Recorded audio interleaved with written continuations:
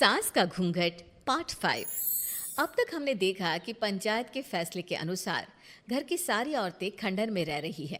अब देविका के सामने सबसे बड़ी चुनौती ये है कि घर की औरतों को आत्मनिर्भर कैसे बनाया जाए। देविका ये सब सोच ही रही थी कि तभी उसकी नज़र मिट्टी के बर्तनों पर गई। अरे, ये इतने सुंदर सुंदर मिट्टी के बर्तन किसने बनाए हैं? ये बर्तन तो माँ जी और चाची जी ने बनाए हैं। अरे वाह, इतने सुंदर बर्तन तो मैंने आज तक नहीं देखे। माँ जी, चाची जी, आपने ये कहाँ से सीखा? अरे बहू, ये तो हम बचपन से बनाते आ रहे हैं। ये स्टील, पीतल और कांच के बर्तन तो अब चले हैं। पहले तो मिट्टी के बर्तन में ही लोग खाना खाते थे।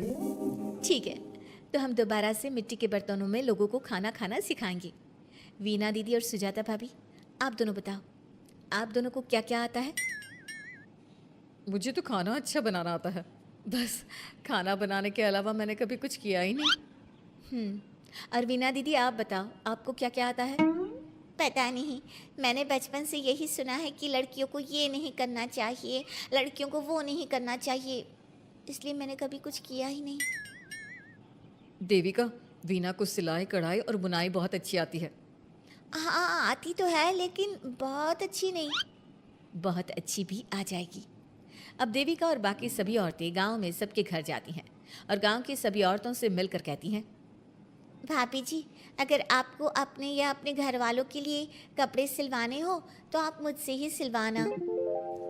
बहन जी, मिट्टी का चूल्हा, बर्तन या मटका बनवाना हो तो मुझसे ही बनवाना। मैं और विमला दीदी आपके घर के सारे बर्तन बना देंगे। भाभी, आप कभी किसी काम में व्यस्त हो और खाना ना बना पाओ ना, तो आप मुझे बता देना, मैं आपके घर के लिए खाना बना दूंगी। वो क्या है ना, आप तो सारा दिन खेतों में काम करती हो और कभी कभी खाना भी नहीं बना पाती होंगी, इसलिए। इस तरह घर की औरतें जी जान से अपने अपने कामों में लग जाती है। धीरे धीरे उनका काम बढ़ जाता है और वो अपने खंडहर को ठीक करने में लग जाती हैं। वहीं दूसरी ओर घर के सारे आदमी घर का काम संभाल नहीं पा रहे थे। अरे भाई कल्याण, चाय तो पिला दे। जमाना हो गया अच्छी चाय पिए हुए। आप बिना घर के दामाद से क्या क्या काम करवाते हैं? अभी लाता हूँ चाय। कल्याण, तुम दामाद नहीं बेटे हो, इसलिए इस घर के सुख दुख, घर के काम और बाहर के कामों में तुम्हारा सहयोग तो होना ही चाहिए ना। इतने में कल्याण चाय बनाकर ले आता है। जैसे ही सचिन चाय पीता है तो उसके मुंह से चाय निकल जाती है। जीजा जी, ये क्या बनाया है? इतनी कड़वी चाय? इससे अच्छा तो करेले का जूस होता है। देख सचिन भाई, मैं तो ऐसी ही चाय बनाता हूँ, पीनी है तो पी, नहीं पीनी है तो अपने आप बना ले। मैं खाना बनाने जा रहा हूँ और अकेला नहीं बना सकता, आप में से कोई मेरी मदद करो। सचिन मेरी चाय की बुराई कर रहे थे ना, तुम जाओ अब खाना बनाओ। सचिन और मोहन दोनों खाना बनाने में लग जाते हैं। मोहन भिंडी काटकर कढ़ाई में छोड़ देता है और उस पर पानी डाल देता है। आपने भिंडी में पानी क्यों डाला? शायद पानी नहीं डलता, पता नहीं, लेकिन माँ ने कभी भिंडी में पानी नहीं डाला था। लेकिन बिना पानी के भिंडी बनेगी कैसे? मतलब गलेगी कैसे? बिना पानी के बनाएंगे तो चिपक नहीं जाएगी कढ़ाई से? पता नहीं, चलो देखते हैं कैसे बनती है भिंडी। भैया, कितने दिन हो गए ना अच्छा खाना खाए हुए। खाना तो सुजाता बनाती है, इतना मज़ेदार खाना कोई और बना ही नहीं पाता। सचिन और मोहन खाना तैयार करके ले आए। सभी आदमी खाना खाने लगे। खाना बना तो बहुत बुरा था, लेकिन किसी ने बिना कुछ कहे खाना खा लिया। तभी जोगिंदर ने कहा, घर की हालत कितनी बुरी हो रही है, जगह जगह जाले लगे हैं। 2 दिन से तो किसी ने झाड़ू भी नहीं लगाई घर की। हाँ, और घर में गंदे कपड़ों के ढेर लगे हैं। मेरे पास तो यह आखिरी कुर्ता ही बचा है पहनने के लिए। कल्याण, मोहन, तुम किसी नौकर को रख लो ना। हमने 1-2 लोगों से बात की थी नौकर के लिए, लेकिन कोई घर में काम करने के लिए तैयार ही नहीं है। गांव के सभी लोग खेतों में ही मजदूरी कर रहे हैं। घर के सभी आदमी घर के काम में लगे रहते हैं, तो वो अपने खेतों पर भी ध्यान नहीं दे पाते और उन्हें हर महीने आर्थिक रूप से नुकसान उठाना पड़ता है।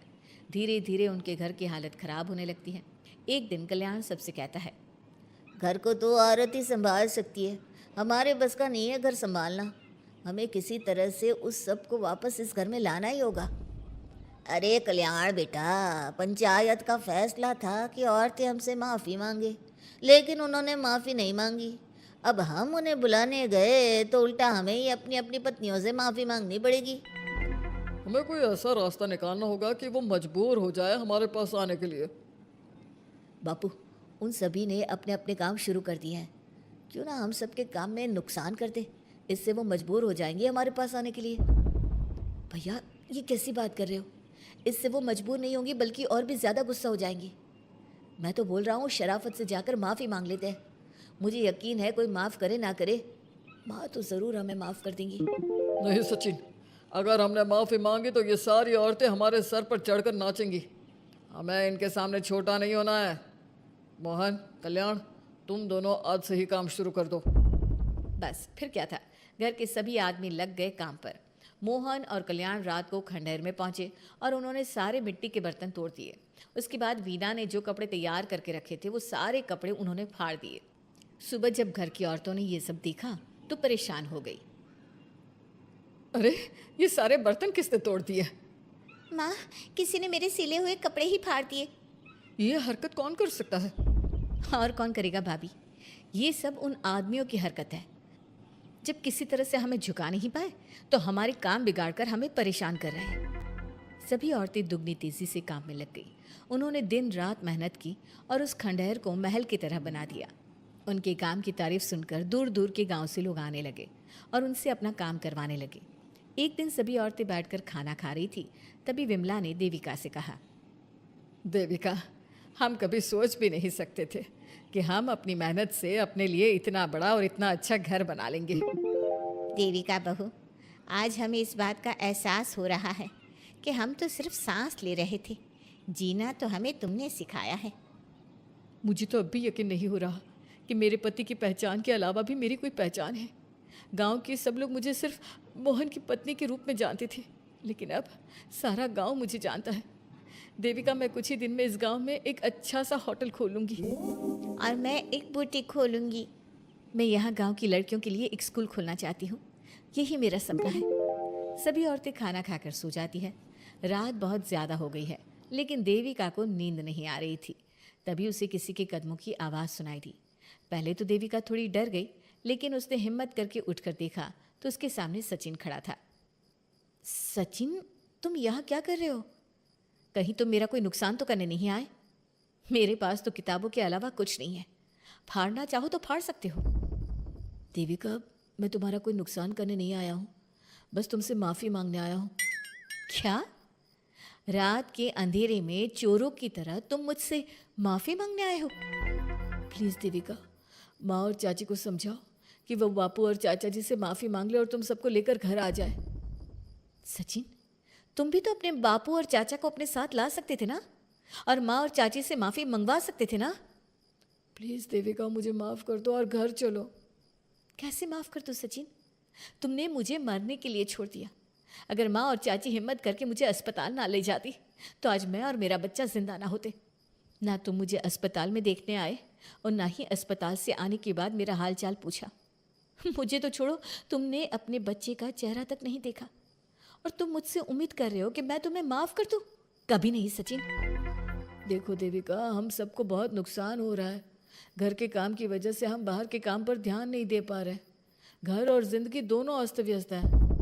वो इसलिए कि तुम सब आदमी संगठित नहीं हो, अपना दिमाग और ऊर्जा हमें परेशान करने में लगा रहे हो। और हम औरतें संगठित हैं, हम अपना दिमाग और ऊर्जा अपनी प्रगति में लगा रहे हैं। इसलिए हमने खंडहर को भी महल की तरह कर दिया और तुम्हारी हवेली खंडहर की तरह लगती है। सचिन देविका से बार बार माफ़ी मांग रहा है।